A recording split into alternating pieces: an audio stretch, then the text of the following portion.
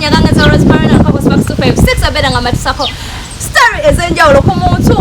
serebu ali famous ali known kasito abera nga omumanyi ngensi yonna emumanyi oyo ngenda bera nga mukutusako stories ezenjawulo wabula odakora leero katandike n'ennyimba empya zetulina my man Palaso.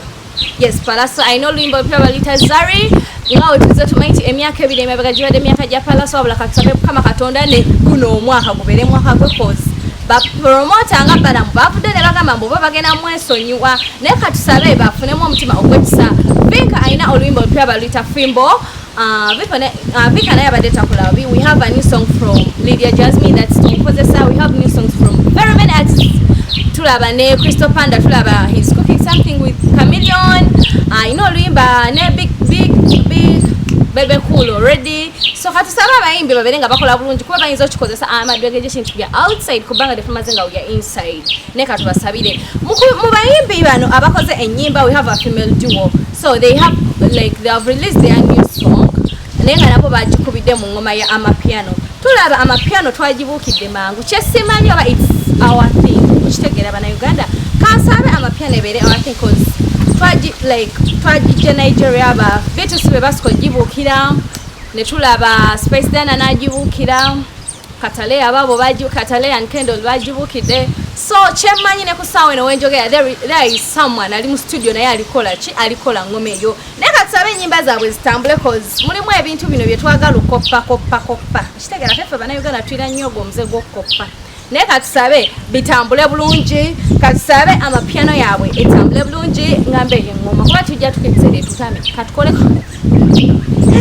wabula ambako ngoma y'abantu naye ngera bera nga mbogerayo ne story ya Big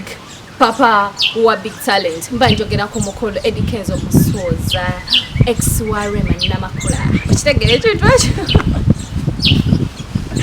naye nga EDDY KENZO he's planning EDDY KENZO Festival. Ochitegera 2020, yeah, that's when we got Corona. 2020, it was 2020 March. Yali ina yesho ya KENZO Festival.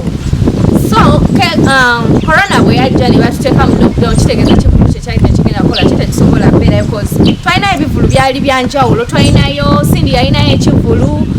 KENZO yalina ekivulu mu gwokusatu naye Cindy yali yakamala okukola ekivulu kye then Corona we yajjira ne batekawo lockdown KENZO ekivulu kye kya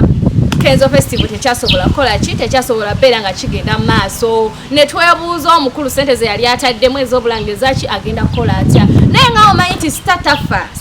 ronna ate tamala gafa KENZO yakomyewo n'agamba I'm going to bring back KENZO Festival of which tujja beera nga tujja okubeera nga tubawa ennaku date venue byemugenda oba leero mugenda wangula amamotoka nti oli mwali mu piki so I think ku mulundi guno tugenda wangula amamotoka tugenda wangula amayumba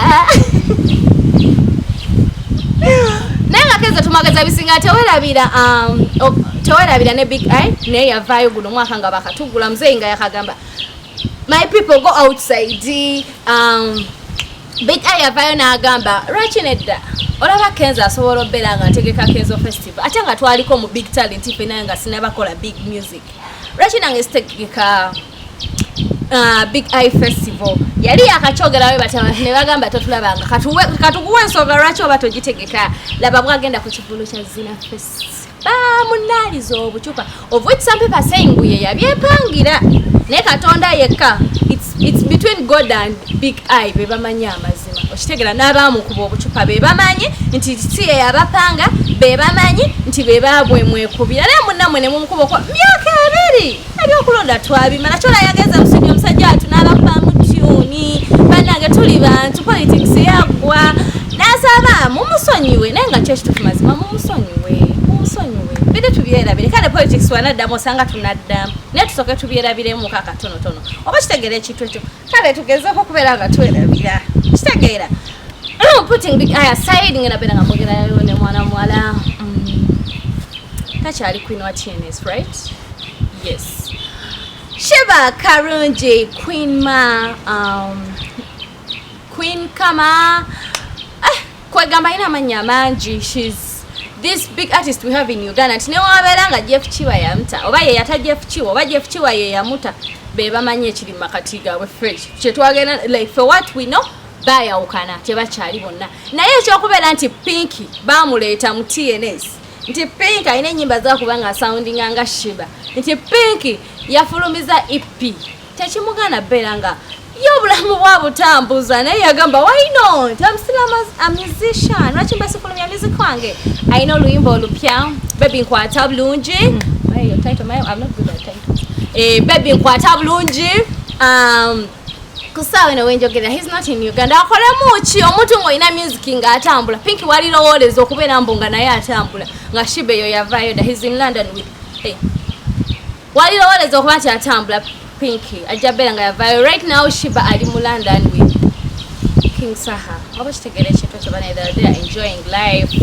barango banange nyimbe kuba mulimu okuyimba kujja n'emikisa olinnya ku nnyonyi olinnya ku lyato kwegamba mulimu emikisa egiri mu kuyimba Mukama Katonda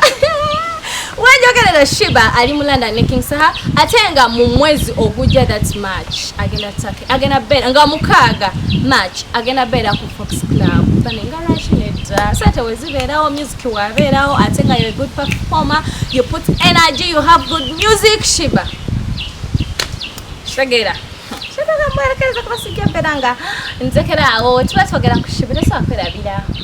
the boss lady cause wetuba twogera ku bakazi abanene betulina mu Uganda muba mu Sheebah mwene Zari abamu yadde takyabeera mu Uganda but she's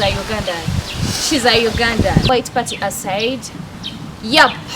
wale ekifaananyi kitambula ku social media ekifaananyi kino n'abantu mumandibadde mwesonyiwa abantu abamu Farida nakazi bwe mumwagaza ki she's disrespected woman okitegera tuba twogera abakazi abali respected you can't forget era obeera ba mentioning Rose Marina no mentioning Farida nakazi bwe okitegera no saako Tracy no saako n'abalala so akafaananyi ikatambula mbu yabadde atunulira A-Pass ng'amutunulira mu ngeri emu mbu ng'atunulira ku kiri ekitundu like ku kitundu kye eky'obusajja ekya A-Pass okitegeera kati nze ne ngamba what's the problem buzibu ki mulinawo buzibu kyawo we both know like fenna tukimanyi nakazi bwe is single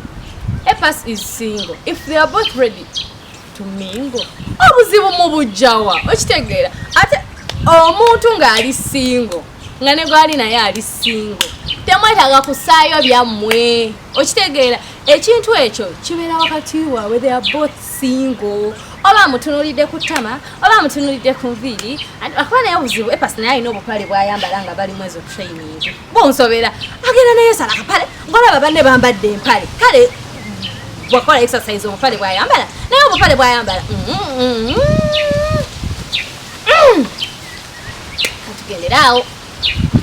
ama Farida tukwagala nnyo alakokakosasimu mubi ffe tukwagala erabeera nga komekeza ne story ya Spice Dana alina video empya batutadde yep video eno mwalimu bu video wajja butambula engeri kale gye bali bashutinga experience bakuna okunyumira kwe bwafuna mwalimu Spice nga azinaana omusajja nale Spice tetwewunya Spice ebintu byasinga okwagala okutwaliza ewamu tuzze tulaba shoza like wabeera ku show yeyitira Fani n'amugamba kwata wano n'amugamba nyiga wano cause waliwo ekivulu kye yaliko ekyasanyuka TV yennyini yeyitira Fani n'agenda wansi Fani n'anyumirwa okitegeera n'amugamba jangu yimba kwata oyagala n'anyenya nga Fani naye wakola ki bwakola ekyamugira mu bwongo banaba ate naye wobeera omuteeredde olwaki aba takikola so ebyo bintu bya Spice kale abinyumira nnyo okutwaliza ewamu oba bwatyo bwasanyusa abafaani be simanyi ngana beera nga nkoma wano ku stories affe ezolwaleero tugenda beera nga tujja beera nga tukoma okubeera nga tubongera story ez'enjawulo wano Kakos Facts 256 abasubscribinga mwebale nnyo mukola ky'amaanyi nnyini ddala abasharinga mu abasinga bamikwano abaviewinga simanyi kyenyiza bagamba naye nga nammwe twebebaliza ddala amannya gange ze Rosemarina Kakos Facts 256